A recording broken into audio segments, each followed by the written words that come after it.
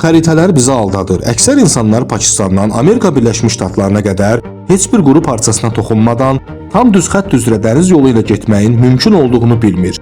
Bu maraqlı səyahət Pakistanın son Miami sahillərindən başlayır. Gəmi əvvəlcə cənub istiqamətində Ərəbistan dənizini, daha sonra isə Hind okeanını keçir, Madaqaskarı geridə qoyduqdan sonra Afrikanın şərq sahilləri boyu irəliləyərək Cənubi Atlantik okeanına daxil olur və Antarktida sahillərinə qədər çatır. Daha sonra gəmi özünün ən böyük sınağı ilə üzləşir. Hündür dalğaları və dəyişkən havası ilə tanınan qorxulu Drake boğazı. Əgər bu çətinliyi uğurla keçsəniz, marşrutunuz sizi Cənubi Amerikanın qərb sahili boyu ekvator xəttini keçərək Sakit okeanın uçsuz-bucaqsız sularına aparacaq. Nəhayət səyahət ABŞ-ın Alyaska sahillərində başa çatır. Həmin bu marşrut müstəvi xəritədə əyri bir xətt kimi görünsə də, əslində yer kürəsi üzərində tamamilə düz bir yoldur.